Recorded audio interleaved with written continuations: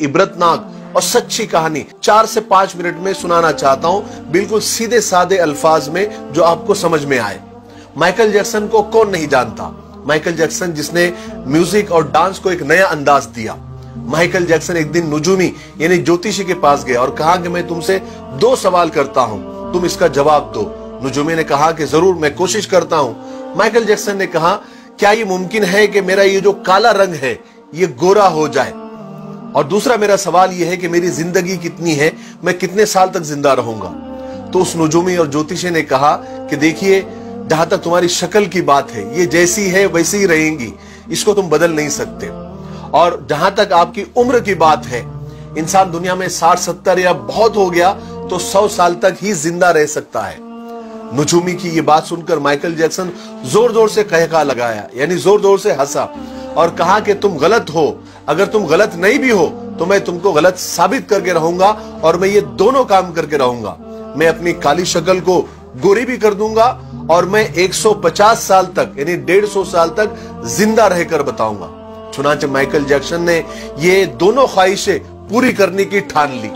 सबसे पहले उसने अपनी रंगत और शक्ल बदलना शुरू की। उसके लिए उसने अमेरिका और यूरोप के 55 चोटी के प्लास्टिक सर्जन डॉक्टर्स की खिदमत हासिल की। यहां तक कि 1987 तक उसने अपनी बिल्कुल शक्ल, जिल्द, हरकत सब कुछ बदल दिया। यानी काले और सियाह माइकल जैक्सन की शक्ल अब एक खूबसूरत औरत की शक्ल जैसी हो गई थी। एक नया और गोरा माइकल जैक्सन लोगों ने देखा, बल्कि देखी भी बोले तो चलेगा। उसने 1987 में बेट नाम की अपनी तीसरी एल्बम को जारी किया। यह गोरे माइकल जैक्सन की पहली एल्बम थी जो बहुत कामयाब रही। तकरीबन 3 करोड़ उसकी कॉपियां फरोख्त हुई।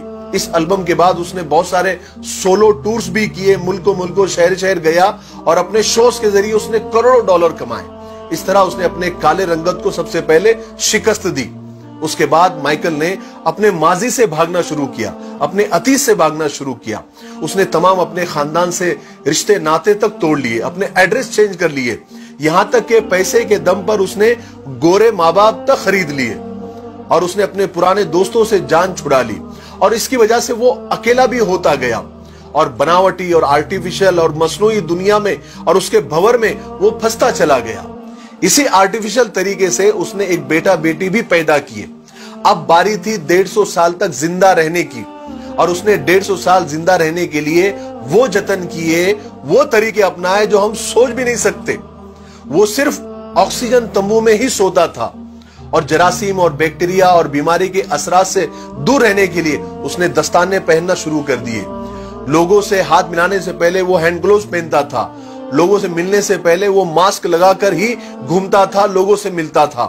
और खाना डायरेक्ट नहीं खाता था, वो स्पेशल खाना ही खाता था। और अपने साथ 12 डॉक्टर्स की पूरी टीम साथ में लेकर घूमता था।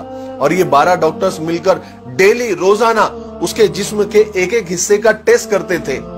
और खाना उसका पहले लेबोरेटरी में टेस्ट होता था, वहां से ग्रीन सिग्नल मिलता था, उसके बाद ये खाना खाता था। और उसका स्टाफ उसे रोजाना वर्जिश भी कराता था। यहां तक कि आप यकीन मानिए, उसने एक्स्ट्रा फेफड़े, दिल, गुर्दे, जिगर, आंखें सबका एक्स्ट्रा बंदोबस्त करके रखा था। यानी ऐसे डोनर्स तैयार करके रखा था जिसके घर का पूरा खर्च माइकल जैक्सन उठाता था। और वो डोनर्स भी हमेशा तैयार रहते थे कि कब हमारे दिल, गुर्दे, फेफड़े की जरूरत माइकल जैक्सन को पड़ जाए। और इन सब कारनामे करके माइकल जैक्सन को इस बात का यकीन हो गया था कि अब वो 150 साल तक आराम से जिंदा रह सकता है। फिर एक दिन 25 जून की रात आई। माइकल जैक्सन को सांस लेने में दुश्वारी, तकलीफ होना शुरू हुई। डॉक्टर्स को जैसे मालूम पड़ा, उन्होंने मुल्क भर के सारे डॉक्टर्स को माइकल जैक्सन के घर पे जमा कर दिया। दुनिया भर के डॉक्टर्स उसे मौत से बचाने की कोशिश करने लगे, लेकिन नाकाम हुए, फेल हुए। मजबूरी में हॉस्पिटल ले जाना पड़ा। और वो शख्स जो 150 साल जीने के लिए उसने सब कुछ किया, सिर्फ 30 मिनट में मर गया। 30 मिनट में उसकी रूह चुटकी से भी कम टाइम में खुदा के पास पहुंच गई। माइकल के मरने की खबर 10 मिनट में उस वक्त गूगल पर 10 लाख लोगों ने पढ़ी। और गूगल का उस वक्त का सबसे बड़ा ट्रैफिक रिकॉर्ड था।